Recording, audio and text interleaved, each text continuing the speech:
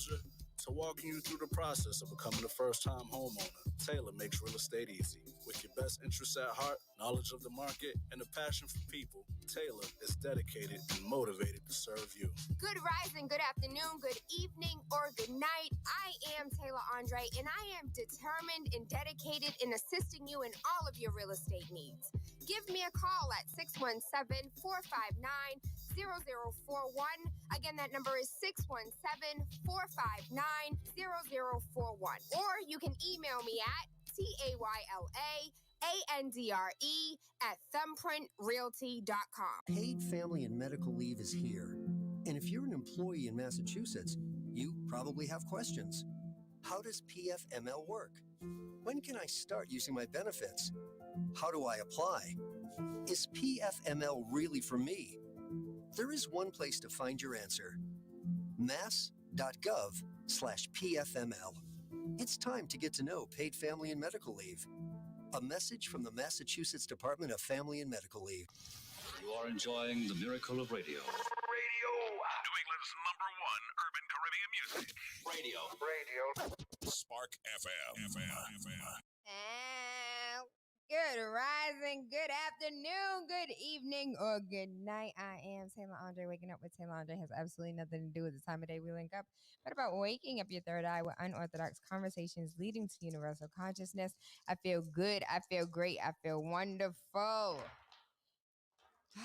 Okay, so there is so much to discuss. There is so much to talk about. So on Friday, we didn't have Freaky Friday. So I just want to take a moment and give appreciation to all of the men that like toes in their mouth.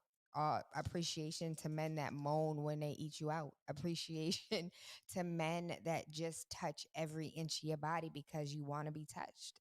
And they love the way a woman's body feels. I just want to give appreciation to men, to a black man, to black men that love black women. I thank you. I love you. I appreciate you. Shout out to all of the men that use that middle finger. I'm in my feelings today. Freaky Friday was not freaky at all. We discussed everything and anything that was not sex. We talked about Boston politics and what's going on as far as like Kim Janey being interim mayor, and now everybody wanted to throw their hat in a race. What we did not discuss and what is new news is the fact that we have Commissioner Gross, and I say that with all due respect because from what I understand, it's Gross, not Gross, and we've been mispronouncing it this whole time. Don't believe me? Go ask his mama. And so Commissioner Gross is 90% certain that he want to run for mayor, and everybody is like, yo, sit down. I have not seen not one like post of support for him, and you know, it could have something to do with the fact how he conducts himself as commissioner or how he lacks their action while being commissioner. And so Freaky Friday was not freaky in the least bit. But as far as we are concerned, Freaky Fridays every day. So is Motivational Monday. I am Taylor Andre. Waking up with Taylor Andre has absolutely nothing to do with the time of day we link up, but about waking up your third eye with unorthodox conversations leading to universal consciousness. Today, I want to give a huge shout out to Miss Irvine. Oh my gosh. I can't believe she's really gone. I forgot who posted it, but somebody said that Miss Irvine had like enough love in her heart to support everybody for everybody in the city of Boston. And that truly is a real statement because Miss Irvine was out here supporting everybody. She was at everybody's events. If you needed money, she would find you money. If you needed support, she would give you support. And so Miss Irvine's going away is an online ceremony, and I can almost guarantee there's going to be over 1,000 people on the live. Like, that Zoom gonna be shut down so many times just because of the overcapacity of how many people just truly appreciated what Miss Irvine brought to the table for 30 years of her advocacy. And so, you know, for those who are doing community work, don't think for 5 seconds that your work is in vain, because you are touching lives every single day, even though you may not be making the impact that is visual and publicized and media sexy for everyone else. Miss Irvine definitely made an impact into my life, and in the lives of many others that she will truly be missed. All right, so what's going on, Taylor Andre, this weekend? So on Friday, What did I do on Friday? I don't remember. Oh, I dropped the kids off. So the kids want to go see their god sisters, and so I dropped the kids off. Mind you, we have been in communication throughout all of COVID, and so like this household is my household, even though we don't be in the same house. And so and they're actually at my house now. So the kids went to go see their god sisters on Friday. I fell in love with Harrington, some weird show of like the Victorian era of life. I forgot the name of the damn show, but it had a whole bunch of castles in it. And if you know Taylor Andre, the goal is a castle. That is the goal. I don't know what I'm going to do after I obtain the castle, but that, like, I might need a larger goal after the castle. But the first and foremost is the castle. And I love, I forgot the name of the show, but it's Black folks. Shonda Rhimes was the writer and producer of it, and so it's black girl magic throughout, even though damn black man want to marry a white girl. It is what it is. But Shonda Rhimes is dope as a writer, and it's a dope show. Good rising, good rising. How are you, my love? Y'all know the name of the damn show that Shonda Rhimes wrote? Barrington, Harrington, Bargington, Georgington, I don't know what it's called, but it's a dope show and got a whole lot of castles in it and a whole lot of Victorian dresses. And y'all know I like sweatpants and t-shirts, but damn, them dresses were like, I loved it. I absolutely loved it. And I enjoyed myself. And I watched the first episode on Friday and finished it. I did not sleep all Friday night. I watched all 8 episodes. So I spent 8 hours of my life working and watching television, which is, I don't watch TV, and so I enjoyed myself thoroughly. What else did I? So Saturday, I was in and out of sleep, working, Sunday working, running around, showing houses and properties out in like Western Mass. Yo, Western Mass has mad good food. So for those who don't know, so there's a pizza shop in, I think it's called Fitchburg. Fitchburg is like an hour and 20 minutes away. And the pizza shop had the best pizza. So for me, what constitutes the best pizza? So first and foremost, I'm a sugar in spaghetti sauce type of girl. I don't like the fact that I have to put sugar in spaghetti sauce because how I grew up, the tomatoes are naturally sweet, but the way society is set up, I ain't got no farm yet. So I put brown sugar in my tomato sauce. And so the sauce was amazing. The cheese wasn't overwhelming. Like it was just enough cheese to be cheesy, but not too cheesy where it's like Stashes type, just cheese. And then the crust. So it's the crust for me. If I can't eat the crust and I'm just picking off the toppings and eating the toppings, then it's not a good pizza. But if I can eat the crust and like the crust, not just like the bottom half of the crust, it was like I ate the whole slice. Nasty pizza. The crust is always left over, like the top of the crunchy crust. But this was amazing. And there was like a lobster spot out there. This old place from like 1870s called The Mill. Like Western, listen, if you're a foodie, I'm a foodie. We can go to Western Mass anytime. Let's go eat. I'm down for it. The drive was hella long, and I hate those two-way highways. But if we are going to, the destination is food, I will be the passenger because I really don't like driving. And so transparency. We had the mayor on Monday, and the mayor canceled. And so if you know anything about me, I don't take those things easily. And so I called and I was like, yo, why would y'all do this to black media? Y'all wouldn't do this to WGBH. And they called me back. I have a really bad problem with leaving angry voicemails, especially if you don't answer the phone. It's a problem. I have problems. I need help. And they called me back and they were like, Taylor, I just wanted to let you know that we had to cancel all media. Like, it wasn't about black media. It wasn't about Taylor Andre. It was about this nomination. We found out on Thursday, like everybody else found out on Thursday. And we unfortunately have to cancel Wednesday's interview. And so the mayor, Marty Walsh of Boston, was supposed to be on the show on Wednesday. And this was an interview that has been on the books for over 2 months. And it has to be canceled. And so when I tell you my heart hurts, but I understand that everything happens for my greater good. So even though it seems a little cloudy right now, everything happens for my greater good, and I will await for the amazingness to take its place.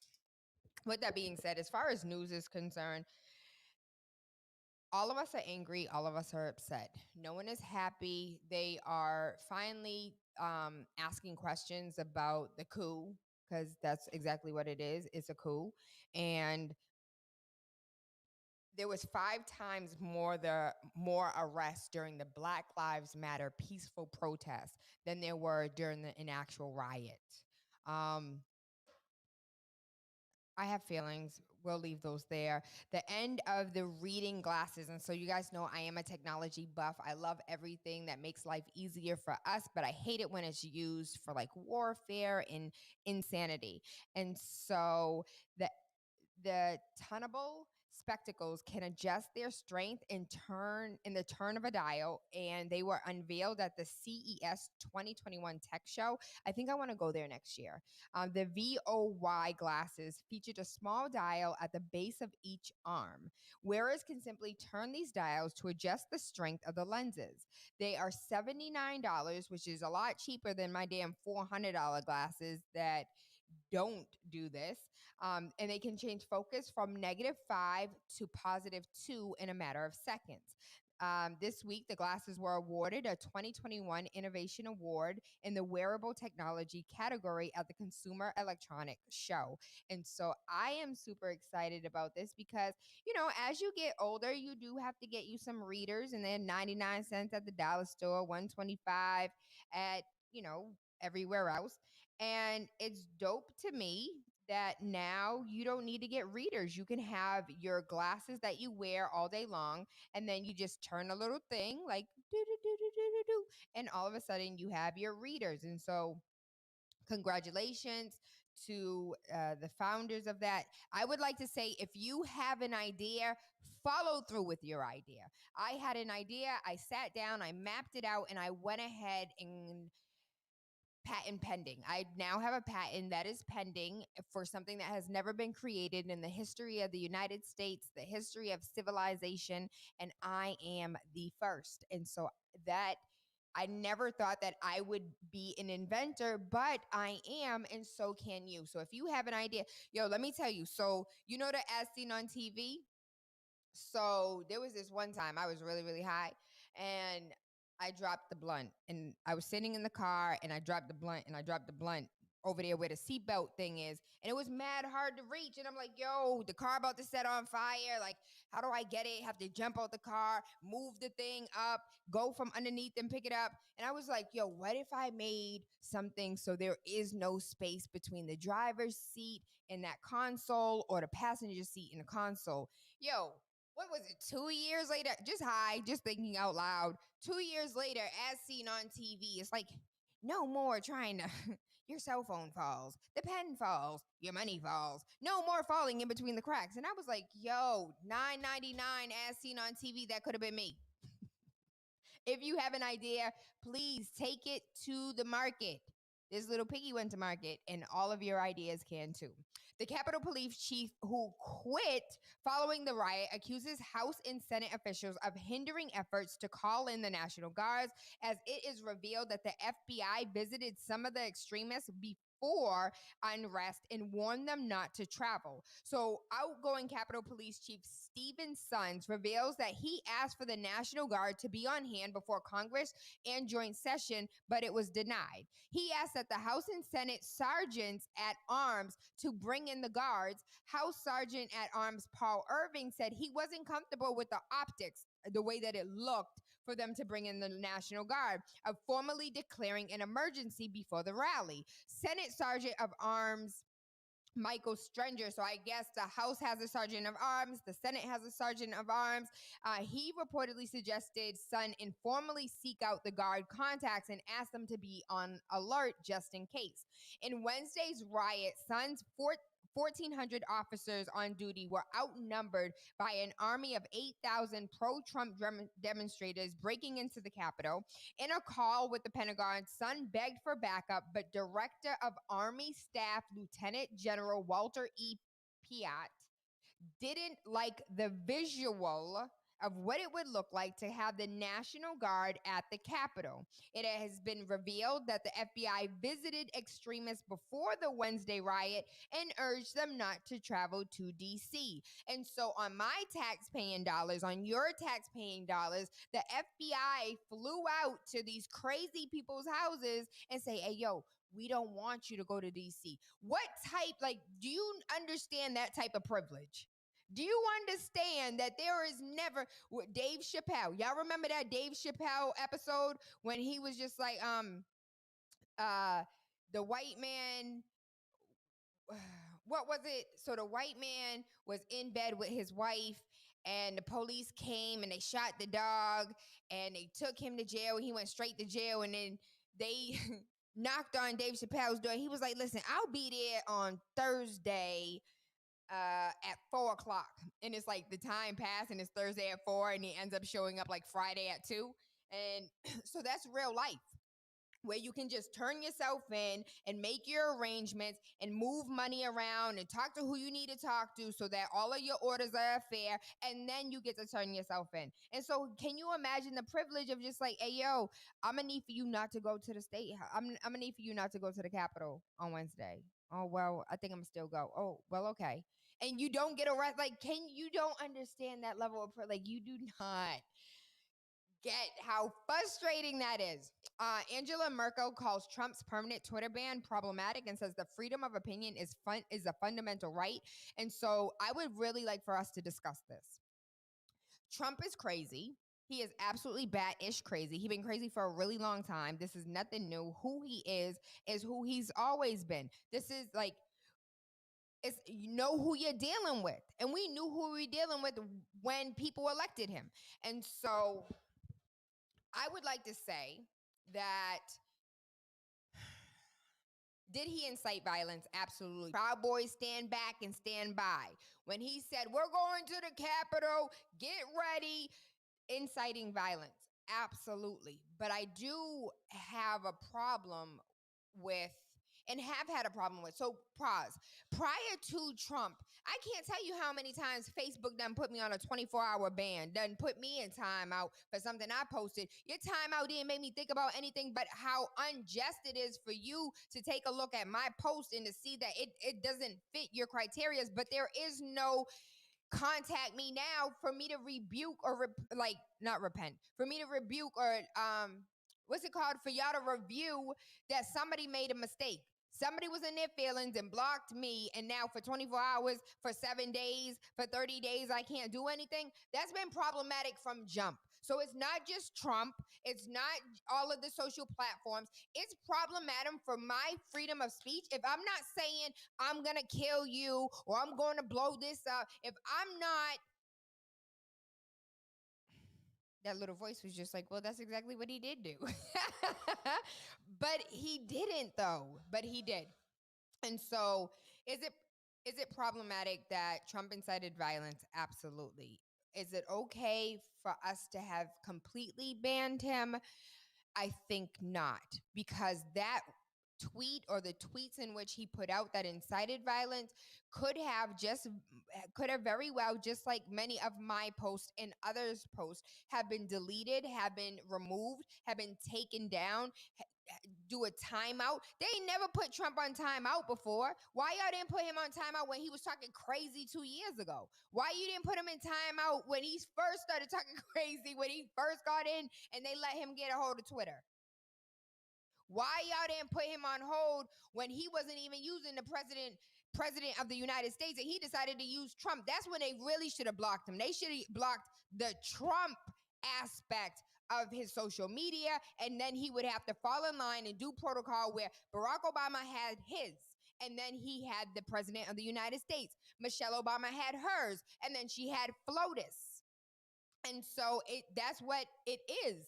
Now, the mayor of Boston, Marty Walsh, has his own personal email, his own personal Twitter, and then he has Boston Mayor Twitter. And for all of our elected officials, and for those who do not know, when these elected officials block you, it's illegal for them to block you. You hold a public office and you talk politics on your page, whether it's your public page or whether it's your private page. You cannot block individuals. And so if there is a politician that has blocked you, I want you to use your right and say, nah, boo-boo, that's illegal. I can sue you. If you don't believe me, go do your due diligence. It's something that you can invoke if you choose to. So I do want to know, like, how do you feel as far as First Amendment, freedom of speech? I think Trump should have been paused. I think they should have put him in a timeout and made him stand in the corner for a little bit. And that would have humiliated him more than actually like, oh, okay, now it's time for you to come back. And that's just my opinion. I could be absolutely wrong. But I think that us putting Trump indefinitely, taking him indefinitely off social media is problematic, because if that's what they can do to the president of the United States of America, baby, what do you think they can do to you? What do you, like, I wasn't worried because they didn't cancel my account. My account been canceled so many damn times. They didn't put me in timeout so many damn times for dumb stuff, for speaking truth. When I was over there posting the fact that postcards were sold for $1 of black men being lynched, that's factual. That's history. But I was blocked for 30 days. I couldn't be on social media, on Facebook for 30 days. Yep.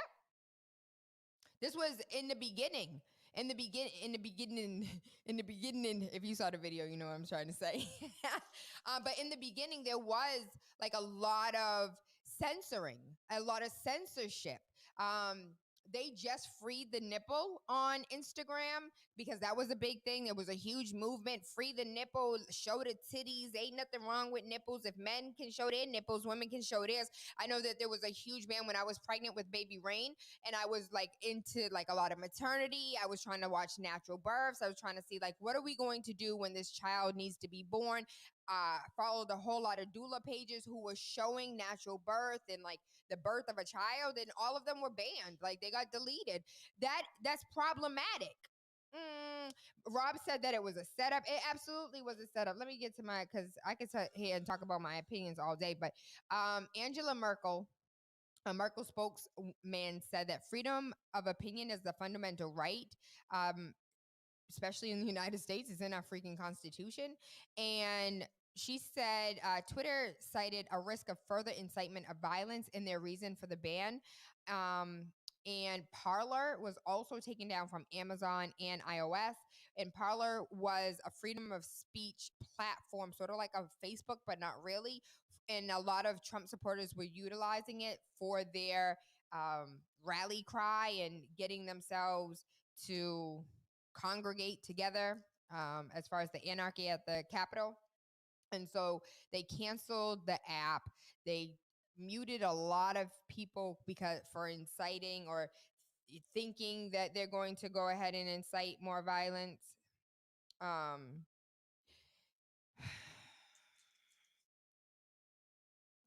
get it. I absolutely get it. But we also need to understand that there is a fine line between protecting the American people and violating our Constitution. So do I think that Trump should have free range to say whatever the hell he wants to say? Absolutely not. That's not what I'm saying. What I'm saying is it is problematic and it is extremely dangerous. And Kerry Hilson actually came out and was just like, yo, that's kind of scary. And if they can do it to the president, they can do it to you. And if you don't see a problem with this, then like you're blind. And they came for Kerry. They came for her throat and was just like, yo, what do you like? Are you supporting him? It has nothing to do with support. When you're an actual American and American in your values, American in your fundamentals, then you understand the importance of the Constitution and why you have to obey it. Because if you break the Constitution for one person, you know, When they came for the communists, I didn't care because I wasn't a communist. When they came for the gays, I didn't care because I wasn't gay. When they came for the Jews, I didn't care because I wasn't Jewish. But when they came for me, that's when I cared. You can't care when it's your turn. You got to care when it's everybody else's turn. And that's why I'd be the first one to call and complain and be like, yo, it's not about me. It's not about me. It's not about my problem. I need you to look at the fundamental problem here for everybody else that will be X, Y, and Z in your service. I'm that person.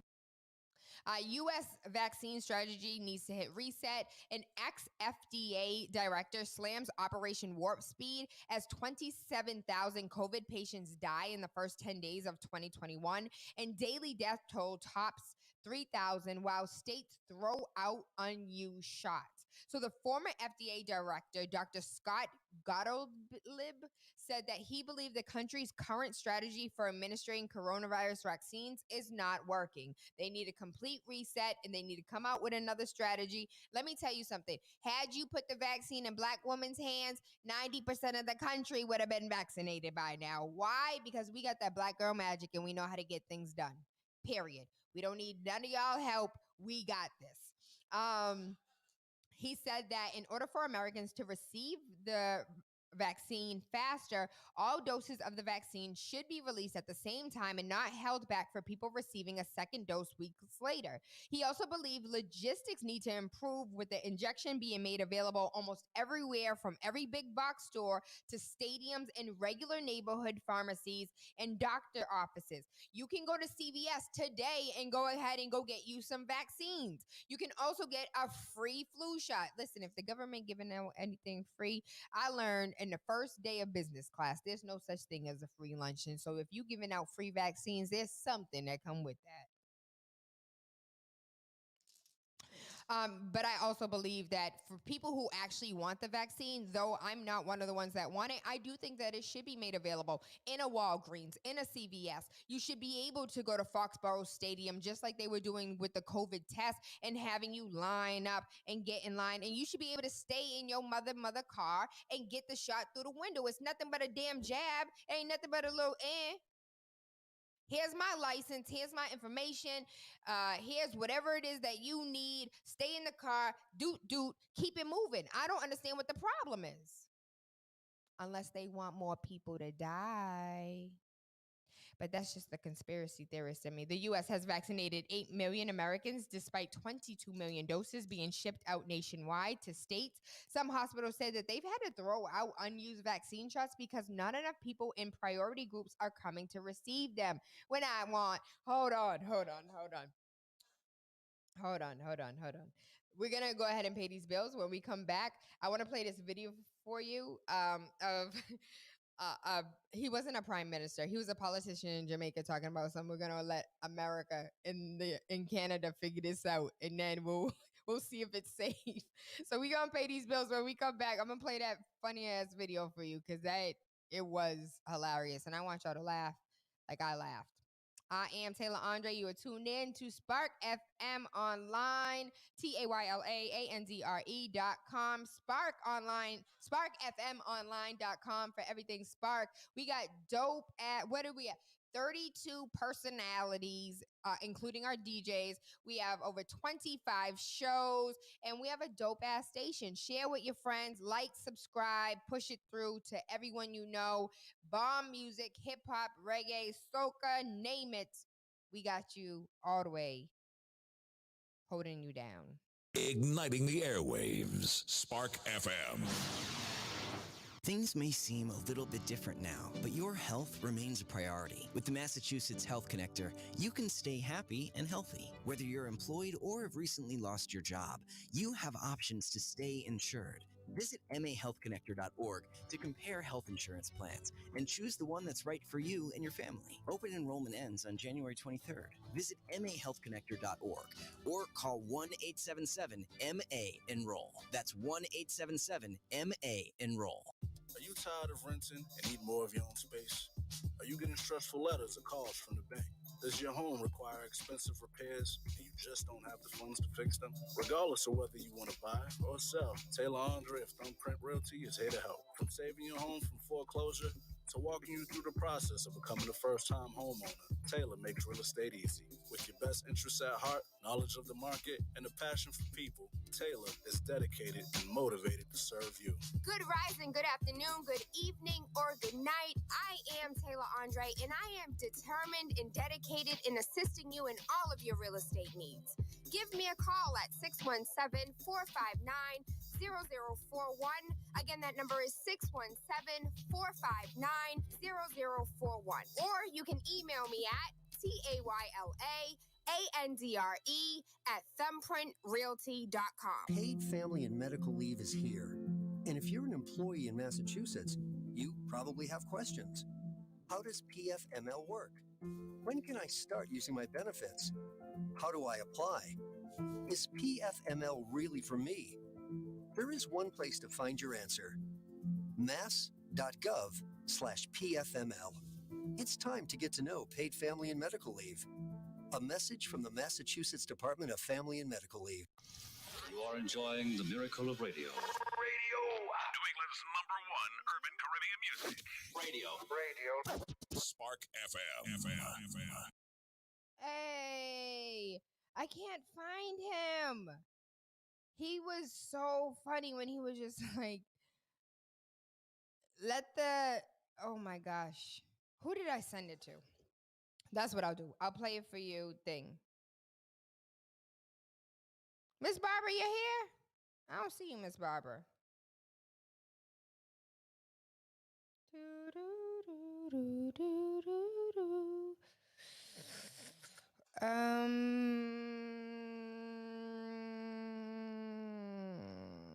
Okay.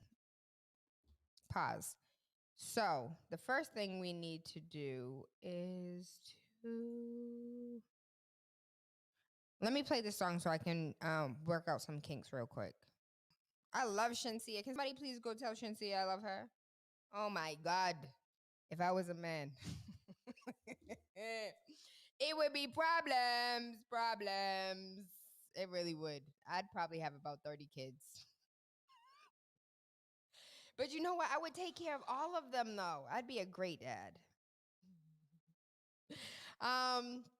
I trust science. Sandra Lindsay, she was the nurse at a Queens hospital that was the first person in the United States to be vaccinated. She said she wanted to inspire people who look like her, but I just wanted to remind her of what the people who don't look like her did to the people who look like me. You trust science? How you trust science? And usually it takes 5 years for any company to be able to put out a drug. It doesn't even have to be a vaccine. It could be anything. It takes 5 years worth of testing before anything can be put out. And all of a sudden, within 8 months, you could go ahead and have a vaccine ready in Operation Warp Speed. 27,000 people that died from COVID in the first 10 days of the year. I'm good.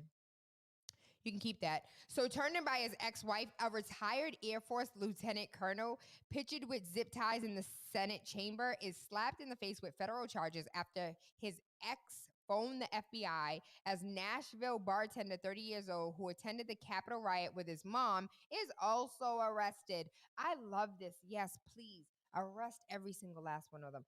They ran through the house. Don't y'all have facial recognition? Why y'all asking for people help? Y'all have facial recognition software. It works better on the Caucasian race than it works on the black people because they misinformed. But on white people, it's like 90% accurate. Listen,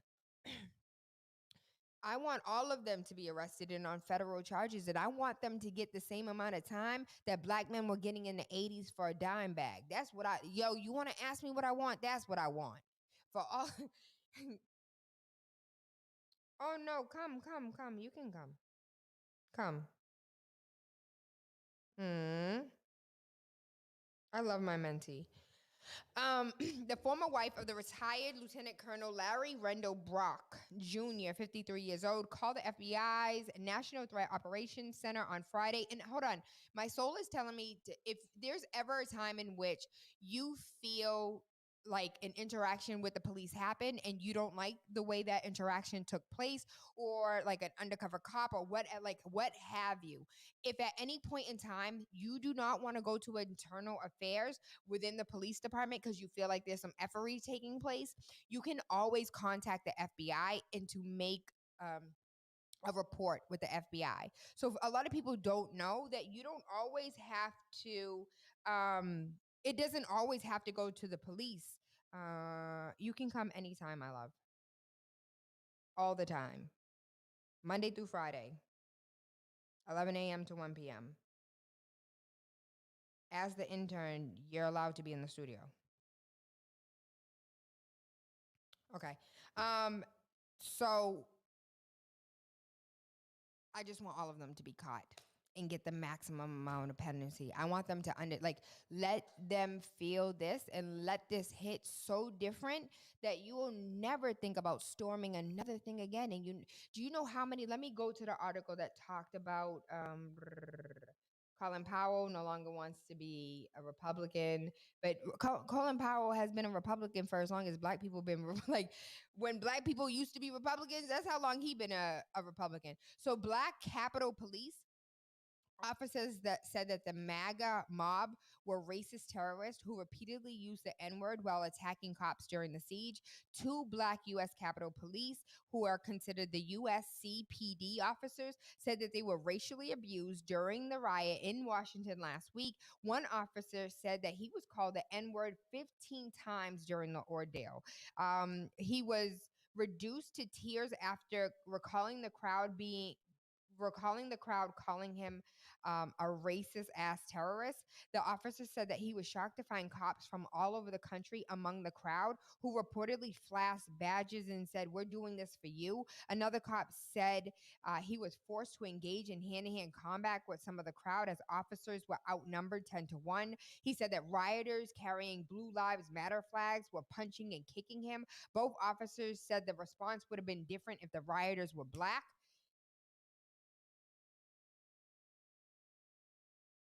Show me the lie. An Army psychological warfare officer faces Pentagon investigation for attending the MAGA rally that led to storming the Capitol. Her name is Emily Rainey, and her involvement in last week's events is being investigated by the Army. What is that, court-martial? Rainey said she led 100 members of Moore County Citizens for Freedom. She is assigned to the 4th Psychological Operations Group at Fort Bragg in North Carolina. So far, at least 90 people have been arrested in relation to the violent riots. And going back to statistics, more than 5 times the amount. So 500 people were arrested during Black Lives Matter peaceful protest than actual riots. In other news, because there's so much to go down the rabbit hole, the new Google union will help build labor struggle against technological oppression. So I don't know if you guys remember, and I will continue to speak on this because this is extremely it's so important for our democracy for you to understand. So our bosses have collaborated with repressive governments around the world. They have developed artificial intelligence technology for the Department of Defense and profited from ads by hate groups. They have failed to make changes necessary to meaningfully address our retention issues with people of color. We've joined Alphabet because we want to build technology that improves the world. Yet time and time again, company leaders have put profits ahead of our concerns. And so with that being said, and with that, like, I need you to understand how important it is as far as Google, as far as Amazon, as far as Tesla, all of these concerns with arbitration, meaning that if anything happens between you and I, you can't go ahead and go and have a court and file a lawsuit. We need to arbitrate. We have to sit down and walk this out between us. That's like saying a husband and wife that no longer want to be, the wife want out, and he's like, nah, but you can't get a divorce. We got to work this out. And you're like, but you beat me. You lie to me. You cheat on me. You do all these things to me. Well, it doesn't matter. It says you cannot divorce me. Here, we have to figure this out. You better sit down. And that's what arbitration is. Alphabet produced products include not only the portal through which 88% of the world's access the world accesses the websites, but it also the software for 84% of the world's cell phones, 27% of all ads served over the internet, and 7% of the world's cloud computing services. Hold on, Alphabet. Let me see what their stock look like. Let me see what their stock looked like in the last 7 days. Hold on. I think going down this rabbit hole is good for all of us. So Alphabet stock. So Alphabet Inc. Class A is American multinational conglomerate headquarters created through reconstruction of Google in October 2nd of 2015 and became the parent company of Google and several former Google subsidiaries.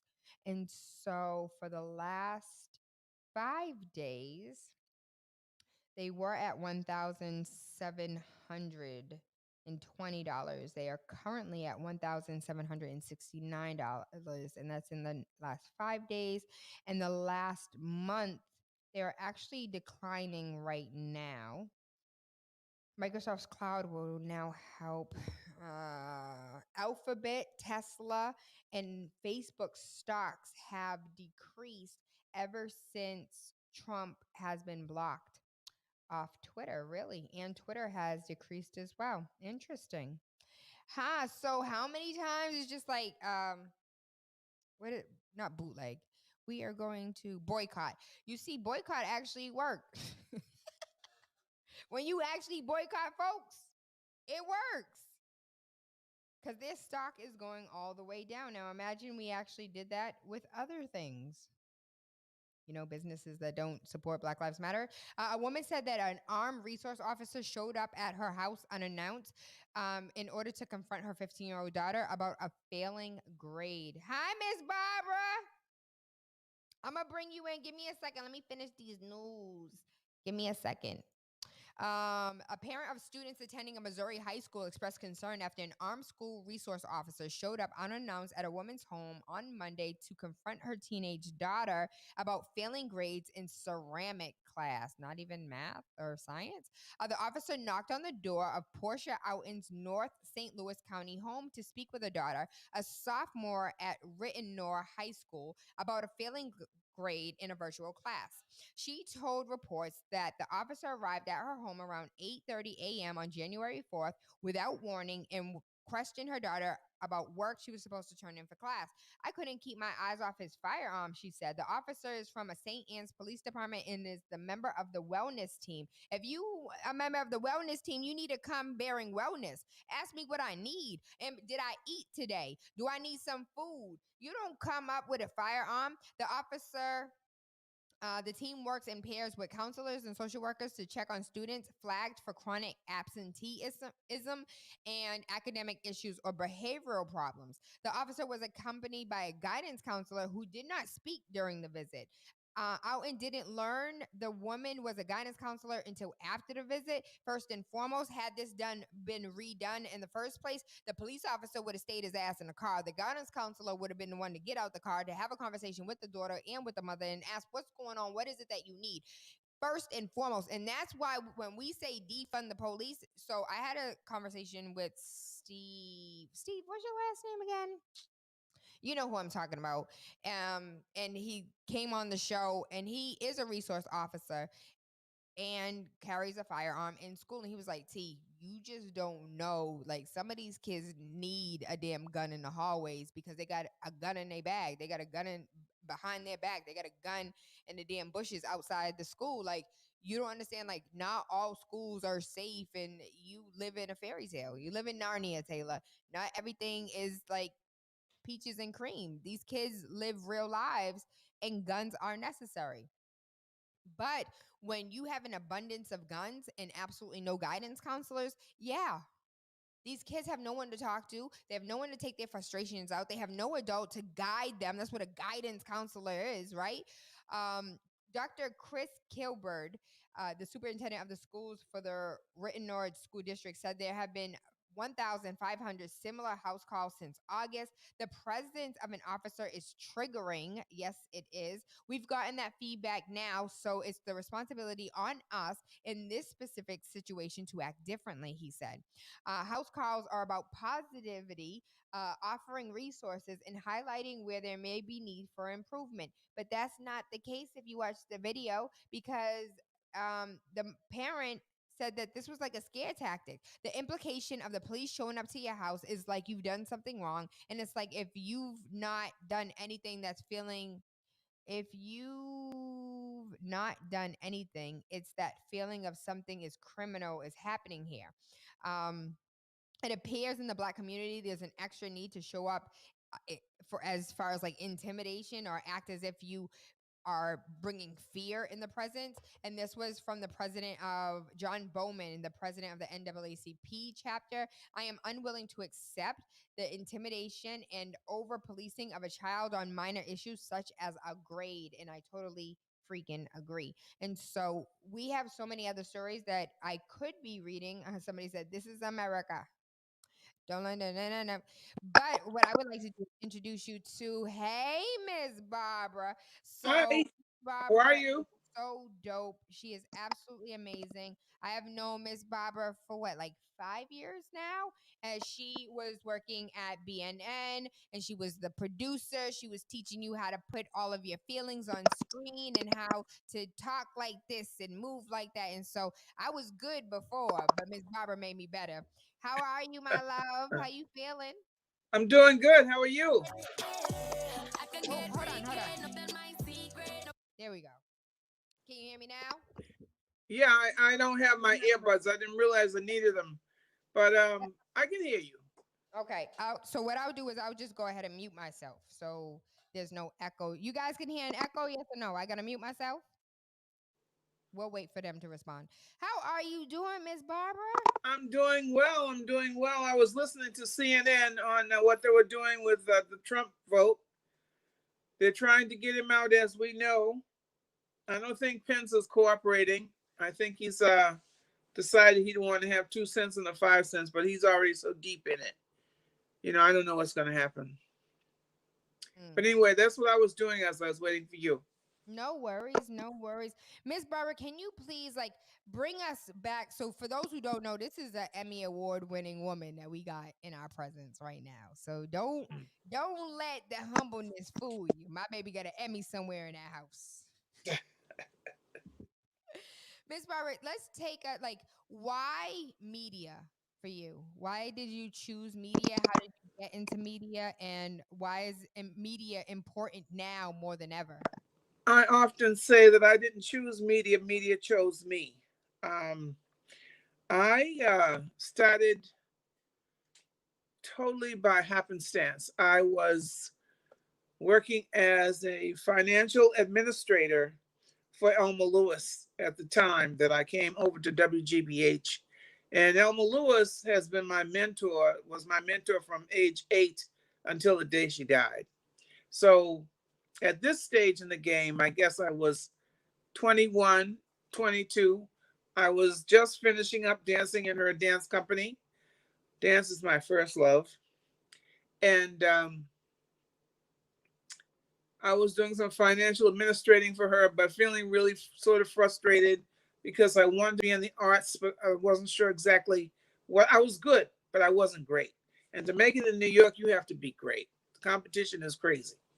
So when I came back from New York, she said, I was working for somebody else for a moment. And she said, no. I trained you to this point. You need to come over here and work for me. So I gave 2 weeks notice. I left, went back to Roxbury. I was working for her, worked for her for about a year. And she said, I need you to help me over at WGBH. The only thing I had done at that point with WGBH was dance in their studio. So I said, what do you need me to do? She said, I need for you to save the archives for Black folks, for African Americans. I said, what do you mean? She said, Say Brother is the first Black show in the country. And because of that, WGBH decides that it can just re-record over the tapes. In those days, they used 2-inch tapes, if you can imagine, 2-inch videotapes. And we need you to go over there and save that history because they keep re-recording over it. She said they don't record over anything of their own, nothing that has to do with the Boston Symphony or the Lear Project or any other things they did. But you cannot re-record our history. We have to save it because everything that came through Boston that had to do with Black excellence came through WGBH, first Black show in the country. Whether it was performance, whether it was politics, education, it came through WGBH. So she said there's an opening there now for a production assistant, entry-level job. So I said, okay. She said, go apply for it. I can't make you get it, but I can make sure you get an interview. You just have to be ready. So I took the interview. I did well in the interview. I got the job as a production assistant / production secretary. I had to come with some skills. I had those skills. And I started doing what the job description said I would do, which was take care of the tapes, do the administrative support, set up the next shows, etc. However, remembering what my initial direction was to go over there, I decided to go downstairs to what's called traffic. Traffic department controls all the tapes. It controls all the archives for everybody. So I became friends with the person who ran traffic. I said, tell me something. I want to save the history of Say Brother. She said, I was wondering when somebody was going to say that. But when they say they want to take a tape and re-record over it, all I can do is give them the tape. So I said, I want to save this history. How do I do that? She said, stop recording over the tapes, over the master tapes. Stop recording over them. She said, order new stock. If you have a budget that's limited, then re-record over the original recordings, but not over the masters. So I started ordering new tape. As long as the budget could handle it, I ordered new tapes. Every time somebody came in the studio, we recorded on new tapes. And I would clock those tapes. As a production assistant, you work to the second. I would clock those tapes so that if you finish the show at 30:01, you put a little bit of black in there and then start recording, say at 30:02. And you recorded from there to however long that interview went or performance piece or whatever it was. And then you continued and you kept a detailed log of every single thing you had. So you always knew what you had. You deliberately did not record over anything that you did not plan on recording over. So it wasn't just grab a tape and record over it. So that's what I started doing. That was my side job. That was my job that I wasn't being paid for that. I was being paid to be a production assistant, production secretary. But I knew my mission was to save our history. So that was my introduction to television. And that led me to the place where when I realized what I was saving, I realized that this was a very key position that I had, not only in Boston, but in the country, because I knew we were the first show. The next one was Tony Brown's show out of New York. I think it was Like It Is. Exact same time. So I continually recorded that material, always had every log. Every time somebody came into Boston, I don't care who it was, they would always call us and say, can we get on Say Brother? So I would set it up so they get on Say Brother. They'd be interviewed by the host / producer, whoever it was at the time. And that's how my career started. I fell in love with Black history at that point in my life. I was 21. and I absolutely loved it. I loved it. What was painful, was seeing so much hurt that was happening to us around the country. That's what was painful. It got to the point where, I knew where the material was when we needed B-roll, we needed backup material, but it was really hard to work with. But that was my job. That was a job appointed to me by my mentor. That was my job appointed to me by my heart. That was my job. So I did that job for, I guess, about 3 years. And then I moved through the ranks, associate producer, Hold on, Miss Barbara. series I don't mean to producer. cut you off, Miss Barbara, but What? I want us to talk about what we're looking at to the right of your screen. Can you see this? I'm at the right of my screen. Mm-hmm. You see this? Yes, Open yes, vault? yes. So we have these special collections because of you. Is that what you're saying? Yeah. Well, not me alone, but that was my primary job. Yes.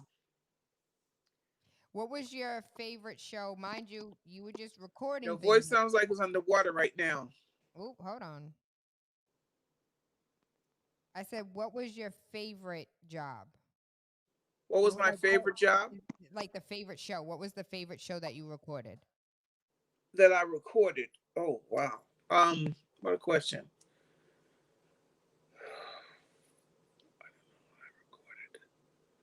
That's an excellent question, Tayla.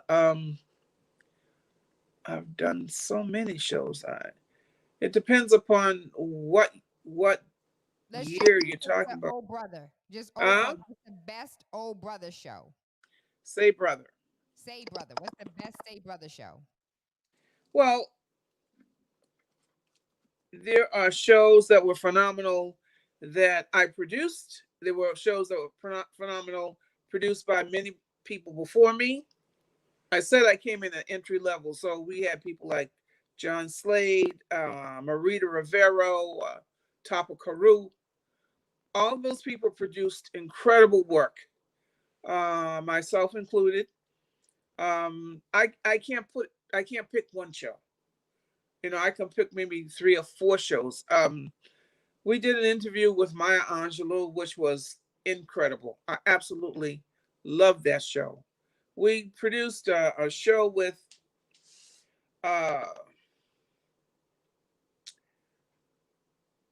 this brother was from South Africa. He was a musician. What was his name? It's funny, I can think of his wife's name. Miriam Makeba. What was her husband's name? It just escaped me. I remember Casablanca Records gave us an award for that. We produced shows with I don't know, you name the person, we had the person. There wasn't anybody that we didn't work with. It was just a phenomenal experience. Everybody who was anybody came through there. Regular people, everyday people. There was a population of people in New Bedford that were going through terrible experiences, such racism.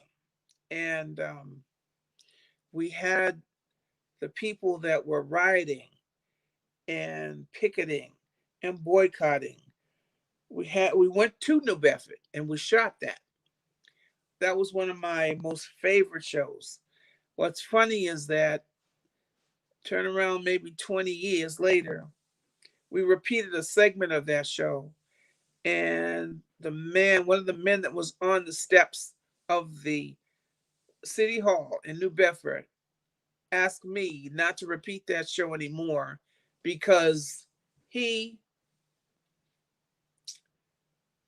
was now the mayoral assistant, and he did not want to be connected with that experience anymore. I thought that was sad, but I thought it told a story. I thought it told a story about what does it take to buy us off. to take from us and set us to the side so that we're not a threat anymore. You know, it takes a job. What does it take? So it's not that he got bought off with the job. What bothered me was that he did not want us to repeat the history of what it took for him to get that job. For anybody to be able to move through New Bedford, people of color to move through New Bedford without being pushed off and quarantined to the side. You know, just he had an incredible opportunity to teach people from that experience. He chose not to. Not only did he want the job, I understand that, but he wanted to keep what his history was quiet.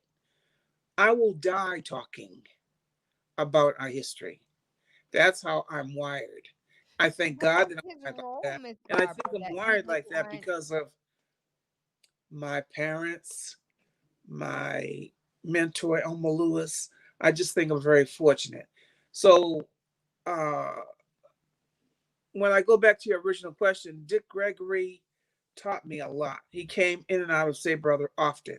You know, people like that taught us a lot. You know, one of the main things he said to me was, he asked me how old I was. I think at that time I was 22. He said, "You're going to go through some experiences here, sister, but I don't care what they do to you. Make sure you tell it. Tell it, because if you don't tell it, we'll never learn it, and you protect them if you don't tell it. You have to tell everything." So one of the things that emboldened me for my life was that I couldn't afford to be visibly afraid. It doesn't mean that you're not afraid at times, but visibly afraid. You cannot cower back. You have to tell what's going on with you. If you tell what's going on with you, then you'll be able to take our culture and move it forward. Take us as a people and move it forward. It's like that brother I was talking about from New Bedford. You know, it saddens me to this day that he wanted us to take that show off the air. You know, it was 20 years later, take it off the air. You cannot squash your history. So I want to understand, what was his position? Like, where, When? like, for him, what was the position? Like, he was there and he didn't want black people to move to New Bedford? Well, in the 60s, he was there as their leader. As Cape Verdean brother, I believe. He was there as their leader. He was helping them move forward, move his people forward, move people of color forward, and get their feet off the necks of our people. In the 80s, he had moved himself around to the point where he was able to get a job as an assistant to the current mayor. And he did not want them to be revisited by the history of that point, of what he had to do with it at that point. So my problem is not his job, but that he felt it was necessary to hide his history, to do exactly the opposite of what Dick Gregory told us to do. He did not want people to know what happened to him and everybody else in that community, just not him, but everybody else in that community. And I think I took a lesson from that. One of the best things that working in Black programming has done for me is it has taught me. It has taught me how to survive. It has taught me the kinds of things that we need to really understand to hold valuable. You know, it's not what you can get with whatever money you have. It's that if you don't hold yourself at a certain level, if you don't respect yourself, if you don't teach, we will never have anything. We will never go anywhere. You know, anyway, I lost focus of your original question. So ask me the next one. I want you to take us back to when all of the musical things, from what I understand, you couldn't get to New York before coming to Boston. You're underwater again. I can't understand. I don't understand either. I didn't hear that question at all. Hold on. I'm gonna what's the name it? For some reason, you sound like all of a sudden you're going underwater. Now, maybe that's just a digital thing. How about now? It's louder, but it's still underwater. I don't know, Miss Barbara. I don't know. How about now? Still bad? It's getting there. It's getting there. So, the question is, I don't know why it sounds like that. Technical support, I need y'all to come help me. But as far as music is concerned, so from what I understand, you could not go to New York before going to Boston. Like you had to come and show out in Boston before they accepted you in New York. So I want to yes. I want you to can you bring us nostalgic Boston? Like, can you replay what it was like in Black Boston back in the day? I can do some. I wasn't around at the points when it was the hottest. I was around. I was close enough to in time to be able to get firsthand stories. At the point of when people were going through the Chitlin circuit down in the South, Boston was one of the places they felt great about coming up north to visit, because Boston had this southern kind of warmth in corners, like down in the Mass and Columbus. There was, small places. In fact, I still think Wally's are still around down there. And Wally's was one of the spots. The Hi-Hat was one of the spots. These were the places that Black entertainers would go to after their shows were over. And they would go there to entertain themselves. Cab Calloway entertained themselves. Sarah Vaughan, Ella Fitzgerald, all those people. They came there to be entertained by each other, to just relax. That was a place to relax. Up and down Mass Ave, up and down Columbus Avenue, up and down Tremont, those were the places to relax. Those were the places where the Black community, Black artists would come to say, okay, this is home. They had rooming houses there, very nice rooming houses in that area where they would stay. They would each stay there. They would stay all over the South End, what we now know as the South End. It was thick with our history, thick. In fact, if you would visit in the 80s, if you would visit any of the clubs, like the ones that were still standing, like Slade's and stuff like that, you would find caricatures painted on the wall, and those were done from actual sittings. Those people were actually there, and you would see that. Elma Lewis continued that for years afterward. I remember at 15, I was born in 1948. I remember when I was 15, dancing in Playhouse on the Park in Franklin Park, when she first started that, to Duke Ellington playing on the stage on the piano. We were dancing some choreography, and she didn't have a lot of money, so the stage was like a platform, no wings. no wings. So if you're dancing at a certain point, you're turning and you're moving to the stage, and then you realize there's well, you knew it anyway because you rehearsed it. There's no wings for you to dance off to.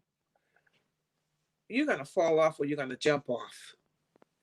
So I thought I had control at one point, and I was doing my choreography. I was going, Duke Ellington was playing. At the time, I wasn't even aware fully of who Duke Ellington was. I knew he was someone special. When I got home, my mother made me understand who that was. But we were dancing back and forth off the stage, left wing, right wing, back and forth, spinning, turning, coming back. And at one point, I lost my footing, but I saved it and I turned and I made it. And Duke said, "Go on, girl." And I just laughed and I kept going, right? And I got in the wings and I got to the stairs. No wings, got to the stairs. Ran down the stairs. That momentum just keeps you moving.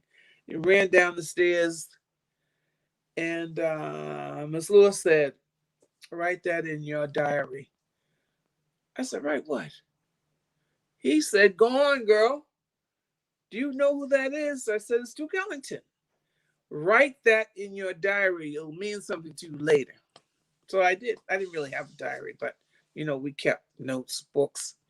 So I did write that. So those people,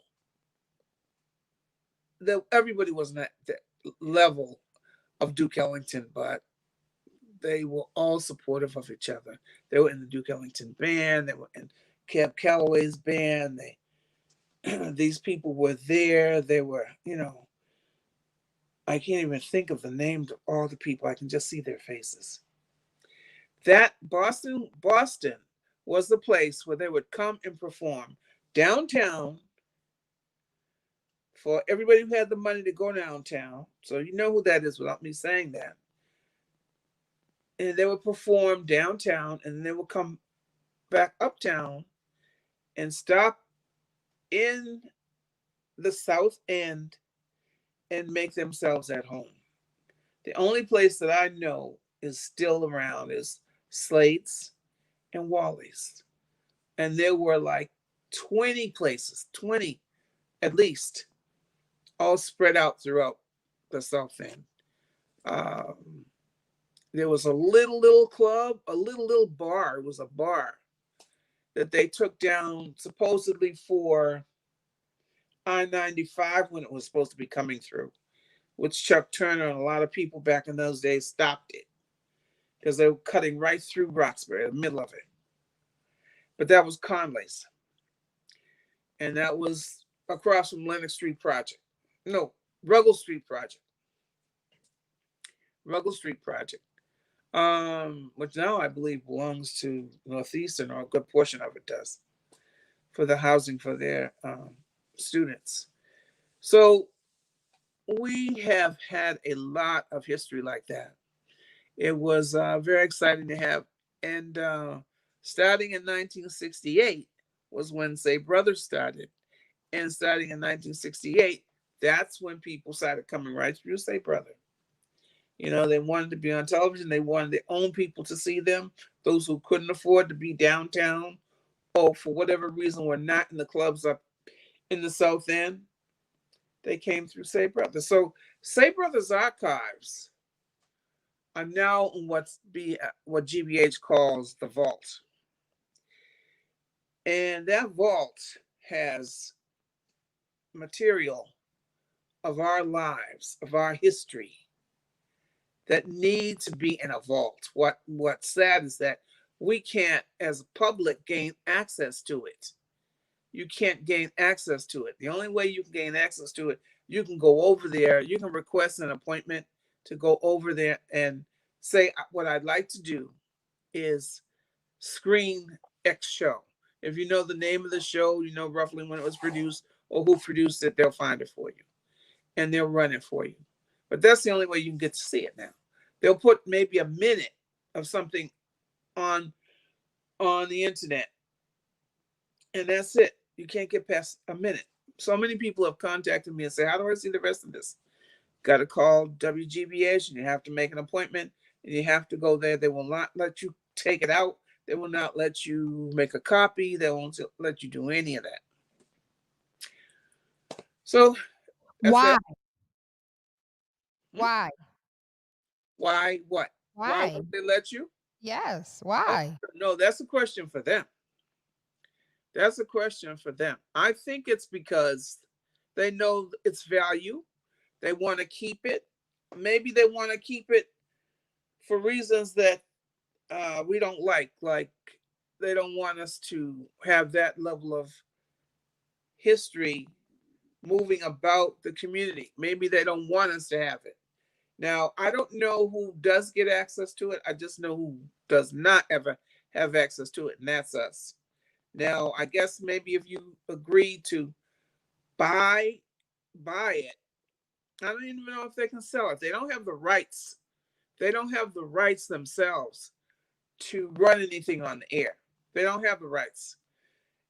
The only way I was able to get the rights for many of those people come and perform for us when I was there was because they said, okay, for you, we'll do it for this team for 2 years, or for 3 years, you can have the rights to it. After that, that's it. They have the tape, but they can't go anywhere with it. Why they can't let us see it, I don't know. I guess maybe that's why they won't release it. Maybe, I don't know. You have to ask them, really. I'm really surprised that you, and I know, I feel like I want to cancel this and start over because I can hear me sounding horrible. Miss Barbara, I just want to know, I just want all your memories. That's all. I just want all your memories because we could talk about everybody whose show you're doing now, whose show you did now, and things. But I just want to share your memories and all of the history. James Brown saved Boston. Do you remember that night when James Brown saved Boston? Can you tell us about that? What I can tell you is, I was still in the dance company at that point. But I do remember him coming to Boston.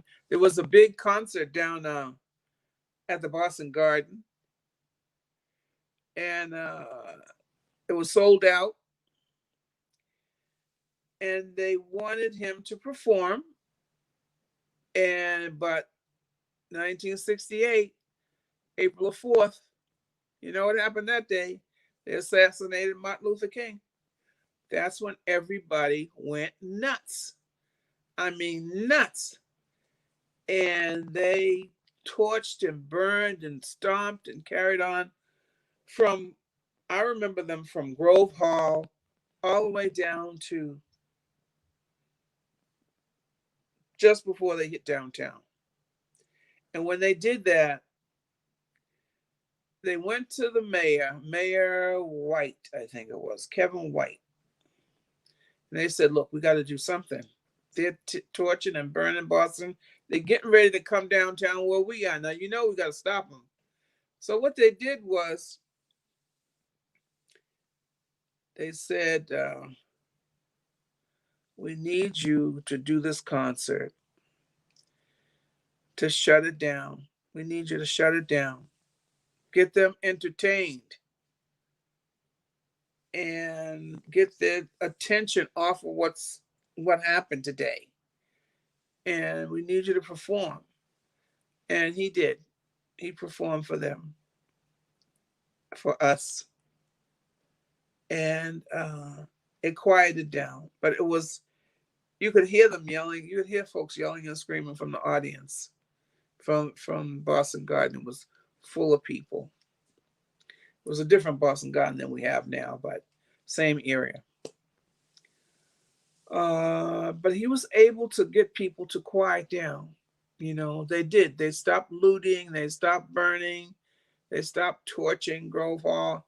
And they left it blighted. Oh, my God, it was terrible. But I lived not too far from where this happened.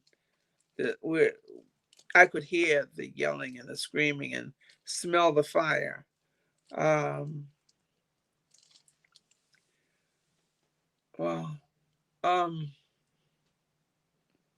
But James Brown was able to quiet it down and get them to come to some resolve.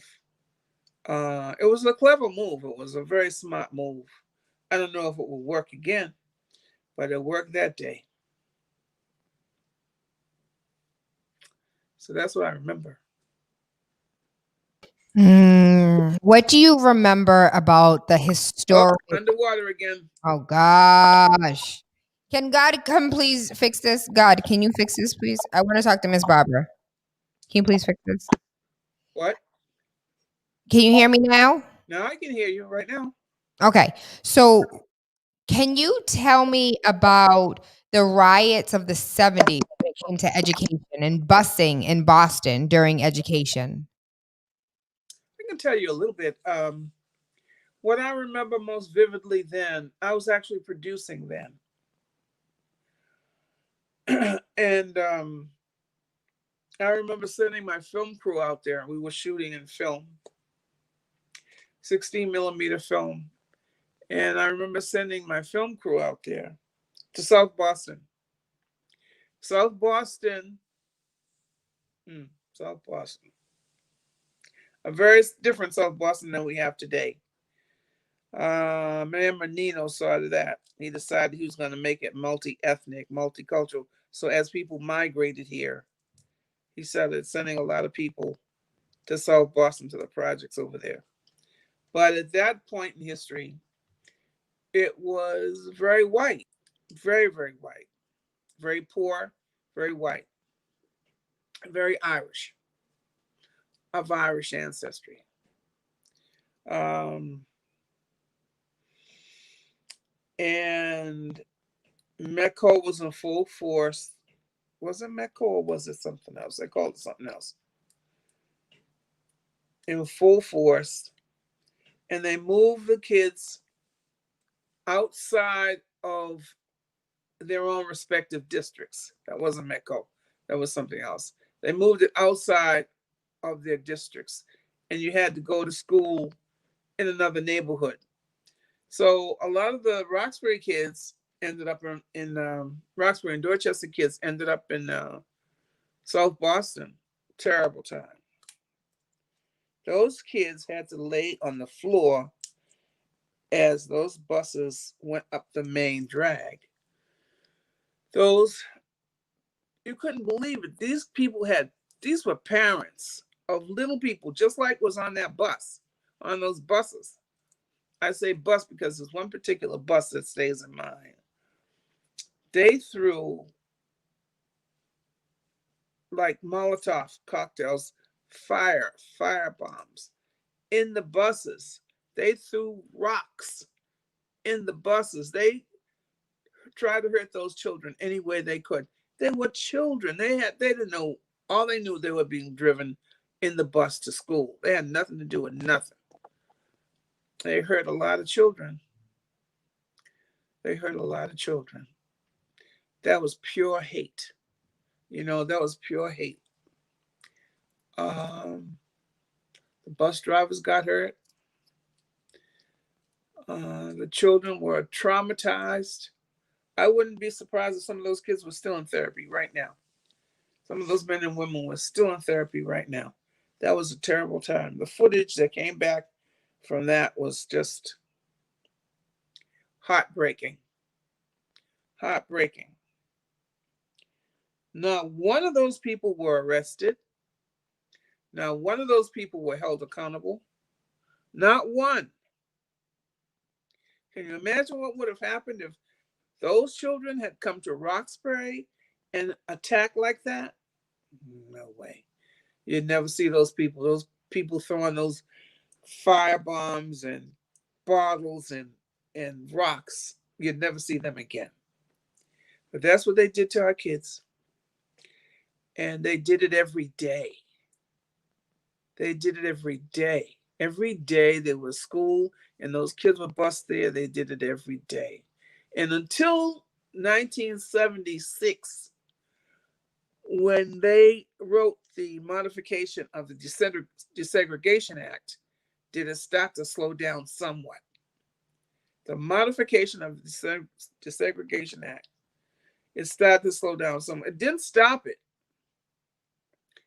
but there were fewer Black kids coming into South Boston. So they weren't, those parents in South Boston weren't as hostile, as angry. And so the attacks were not as vicious. They still attacked them. They weren't as vicious. But that's not saying a whole lot. But that's what I remember. That's when I remember there being some opportunity to exhale during the modification of the Desegregation Act. And that judge, I can't remember his name either. That judge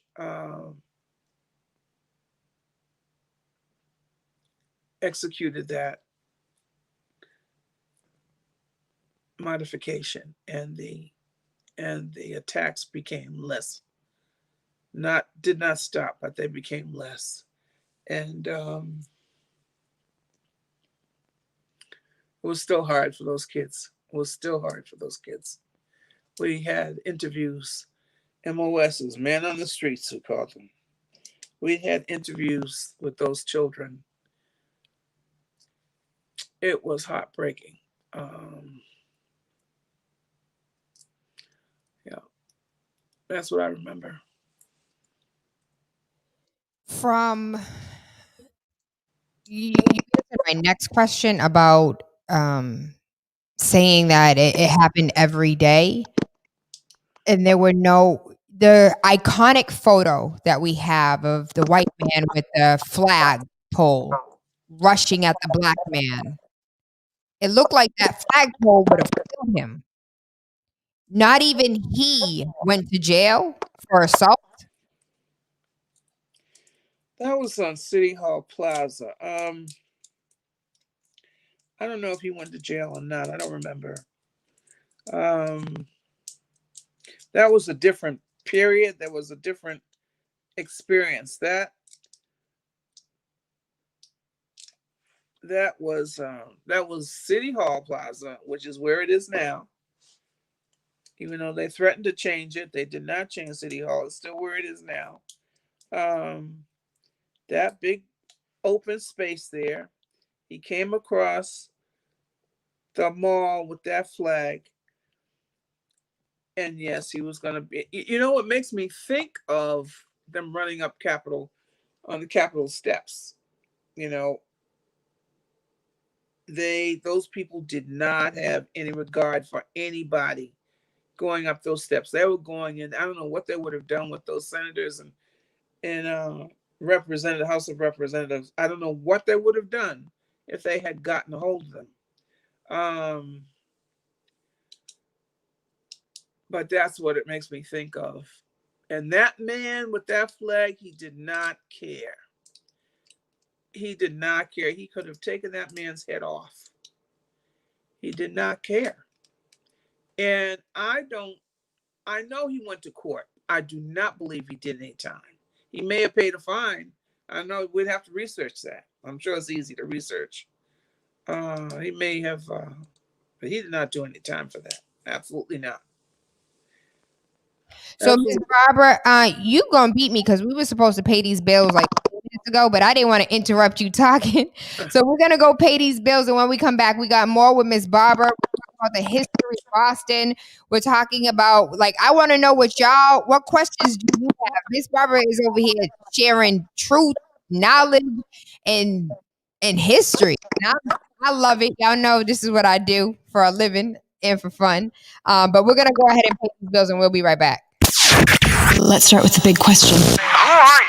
The all-new Spark FM. Things may seem a little bit different now, but your health remains a priority. With the Massachusetts Health Connector, you can stay happy and healthy. Whether you're employed or have recently lost your job, you have options to stay insured. Visit mahealthconnector.org to compare health insurance plans and choose the one that's right for you and your family. Open enrollment ends on January 23rd. Visit mahealthconnector.org or call 1-877-MA-ENROLL. That's 1-877-MA-ENROLL.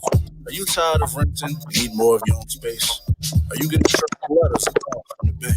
Does your home require expensive repairs and you just don't have the funds to fix them? Regardless of whether you want to buy or sell, Taylor Andre of Thumbprint Realty is here to help. From saving your home foreclosure to walking you through the process of becoming a first-time homeowner, Taylor makes real estate easy. With your best interests at heart, knowledge of the market, and a passion for people, Taylor is dedicated and motivated to serve you. Good rising, good afternoon, good evening, or good night. I am Taylor Andre, and I am determined and dedicated in assisting you in all of your real estate needs.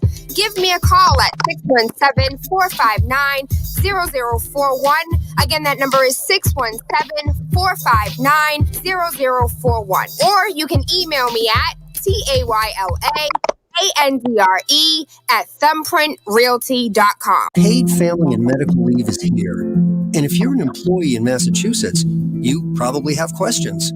How does PFML work? When can I start using my benefits? How do I apply? Is PFML really for me? There is one place to find your answer. mass.gov/PFML. It's time to get to know paid family and medical leave. A message from the Massachusetts Department of Family and Medical Leave. The People Station. What is that? Spark FM.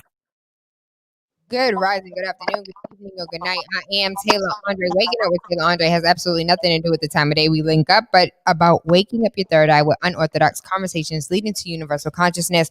We got Barbara in the building. If you know Miss Barbara, if you have ever stepped foot inside of BNN, if you had a TV show, if you were a guest on a TV show, if you had a radio show, if you were part of the BNN community, you know Miss Barbara. And so we have been talking with Miss Barbara about the history of Boston and like allowing her to recall memories that she has about Boston and what was filmed or produced or something she had her hands in at some time. And so we discussed the busing incident during the 70s. We talked about James Brown saving Boston. We talked about the history of Boston, musicians coming through the city. My next question, Ms. Barbara, is about the epidemic of crack and the one thriving community of home ownership that we had in Dorchester, Roxbury, Mattapan. That went like canceled. Like we no longer have the home ownership that we once had prior. When we take a look at some of these vacant lots today that have stairs with nothing but land that used to be a house, I would love for you to speak to us about what you like the Boston then versus the Boston now, the beauty of Boston then versus what we see in Boston today, and how the crack epidemic of the 80s with Black folks in comparison to the pale comparison to Maunea Cass and Mass Ave today. It has devastated us as a people. Our community, we lost it because you see who's there. I literally, as you know, you well know, ended up buying in Randolph because I couldn't afford another house in Roxbury. I had a house there. We sold that house. I should have never done it. I had a house in Fort Hill on Cedar Street. And then my husband died and went through life. And then I decided later that I wanted another house. I cannot afford one now because it's all built up. You can tell us better than I can say why and how. And has been priced out of my ability to purchase something there that I can afford. unless it's a fixer-upper. And as a widow, I cannot do that. I don't want to invest like that. I just couldn't do it. Couldn't afford it. Don't have the physical strength anymore. I just can't do that. That's not even what I do. But I spoke about Cedar Street. I lived on Cedar Street. I lived in what is now a Airbnb. That's what they did with that house. It is a beautiful brownstone, 3 stories. Next door to it, I lived at 20. 22 was right beside it, separated by a firewall.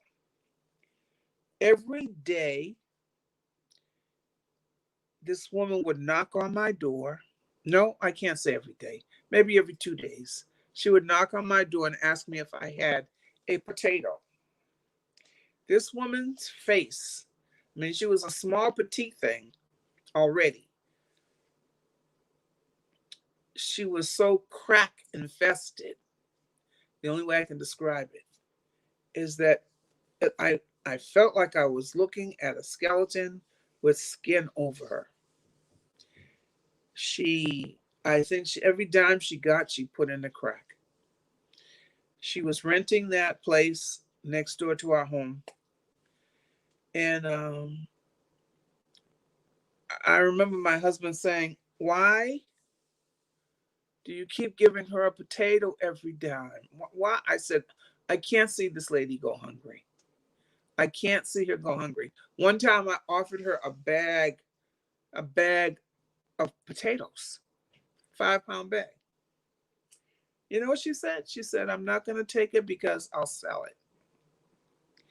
I'll sell it for crack. I can't trust myself like that." That's how bad we had it in our community. How bad crack got a hold of people. That's a firsthand account. It was very painful to hear her say that. I probably would have thought about that anyway, but to have her say that just put it right there in my face. You know, I'm starving, but I don't want to take these potatoes because a whole bag of potatoes, you can sell it. And she would have sold it. So she said 1 potato at a time. And that's what she ate. And she looked like that's what she had. 1 potato every 2 days. That's what she looked like. Thin. I mean, something that you would see in Auschwitz. I mean, she looked like that. It was terrible. It was just absolutely terrible. Painful. Then there was a man who I saw actually about a year ago. I was so excited to see him. I didn't even recognize him. He too was strung out on crack. He was the nicest person. A potentially attractive man, black man. Never asked for anything. Never asked for a potato. Never asked for money. Never asked for anything. But occasionally I would see him sitting on the step, number 22, sitting there.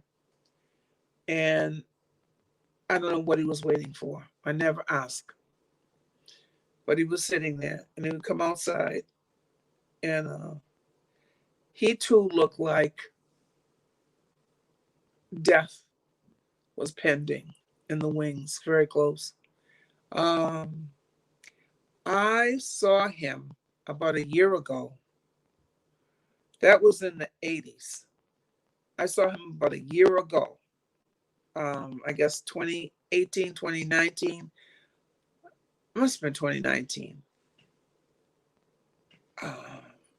In the store at the corner of Cedar Street. And I didn't know him. He said, Miss Barbara, I haven't seen you in years. How's your husband? I said, oh, my husband died. I'm sorry to say. Do I know you? What is your name? He said, it's Sonny. And I looked at this guy, and he was full out, just healthy and strong. I said, I didn't know you. He said, I know. He said, I was ruining my life. He said, it took me all those years to get it together. He said, but I'm back now and I'm good. I said, it's so wonderful to see you. I could not believe that was the same guy. You know, it was like just to take care of himself, to look that good. Crack crippled and killed so many of us. It reminds me of our history back, I don't know how many years, 40, 50 years, when they were dropping heroin in our community, and everyone was a heroin addict. My father used to come stomping up the stairs so mad all the time about these heroin addicts. They're making me crazy.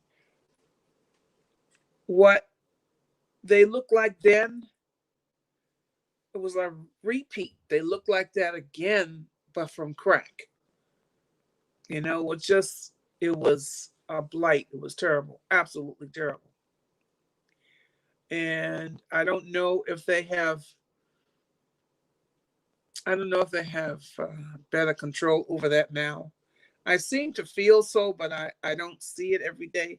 My son lives in New York, and in New York State, and he was coming down Melnea Cass, driving over to come to see me when I was still living in Roxbury. And he said, Ma, he came very early. He said, Ma, what are all those people doing on Melnea Cass? What are they doing? They're like tents and everything up and down the street. What is that? I said, well, that's our new Skid Row. That's our new Skid Row. That's where they live in the middle of the night. They have the cops move them out before the traffic starts coming through. And that is due to a crack epidemic. That's part of the crack epidemic. The thing is that it not only got Black folks, it got a whole lot of white folks that were moved out of where they lived and had to come to town, and no money, no place to stay. That's where they lived. Right there in the middle of Melnea Cass Boulevard. Bad thing. Thank you for sharing all of this history. I'd like because we're coming close to the top of the hour, I would like to hear your version of what Black excellence could be if we allowed it. And I feel like you have all of this wisdom and all of this knowledge and all of these years. You've seen these cycles that they talk about. You've seen like the real estate cycles. You've seen like trends and music cycles. What can we younger people, because I understand that there's a whole generation behind me that's coming up. What is it that we as younger people can do to ensure we get back to Black excellence? So we're there, we're there, still, disrespecting each other on a regular basis. But what is it that we're missing that can bring us back to the days where Black families were Black families and together in a household, when we supported each other and loved each other? And your neighbor knock on the door today, you calling the police? No, I ain't got no damn potatoes. Like, how do we get back there, Miss Barbara, to like the support aspect in the family? Well, I don't know that I have the answer to that. All I can give you is my thinking about some of that. Say Brother used to have a logo. It had many logos, but it had a saying that Tapa Carew would always talk about when he was producing Say Brother. And it says, Say Brother is a program by, for, and about the Black community. That's what we have to do. We have to be by, for, and about ourselves as an entire community. We have to support one another. We have to make sure that we don't let other people educate our kids. We have to make sure that we educate our kids. We have to go back to watching out for what's happening with the kids in our view, in our communities where we live. We have to take care of that. Parents have to get to know one another, get to respect one another, get to know each other's children. Nobody knows anybody anymore. We have to do that. We have to know the kids by name. Have the kids not address you as your first name if they're little people. Miss Taylor, Miss Barbara. They have to do that. They have to be taught respect. And if they're not taught that as little people, they're never going to do it by the time they're teenagers. They're not going to do it. You know, I think that if we understand the significance of what we've contributed to the world, when I was at BNN, I had a sheet on my wall that said Black inventors. We have invented everything that you can think of. I'm just looking around the kitchen nook to my kitchen. I mean, vacuum cleaners, irons. The man that worked with Edison to create the light bulb. Nobody talks about him. Mops. Blood transfusions, period. There, anything you can think of, the list goes on and on and on. I recommend that we understand who we are. We come from kings and queens. We didn't come from slavery. They did that to us once we got here. We come from kings and queens. And young people, you need to study that. You need to understand that. Now, there used to be schools. I don't know if they exist anymore.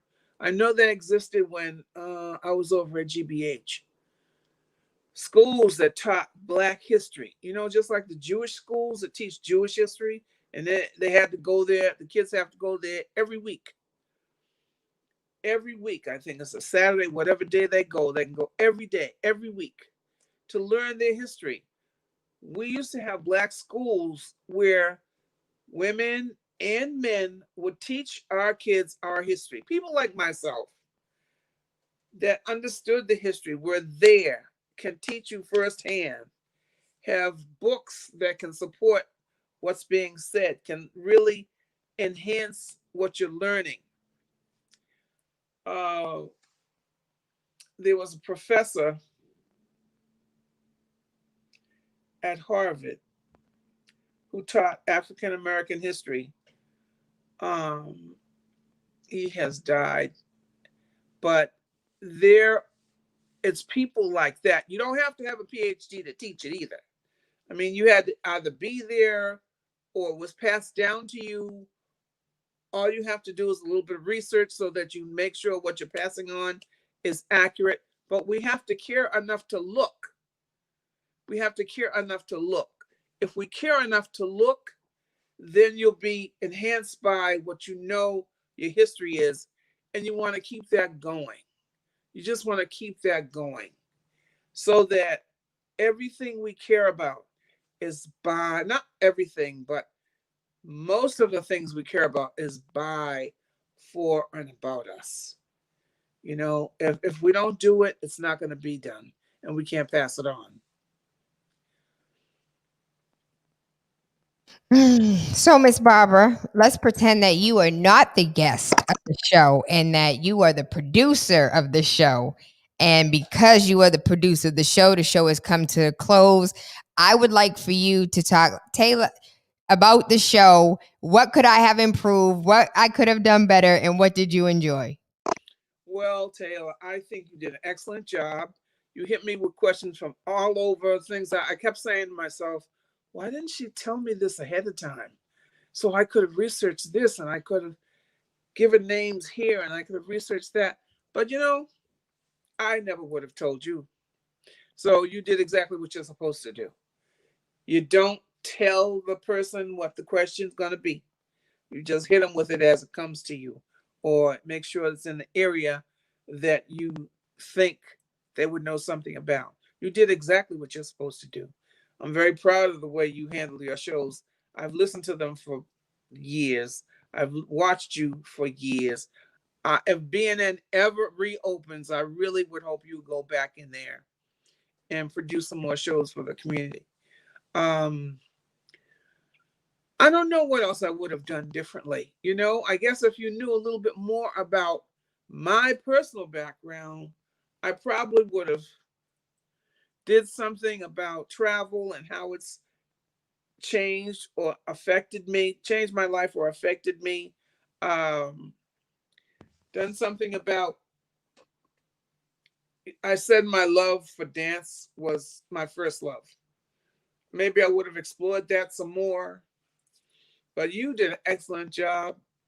I think that I really feel honored, actually, to have some of those questions asked, because no one has interviewed me about that. And I've been getting a lot of interviews lately.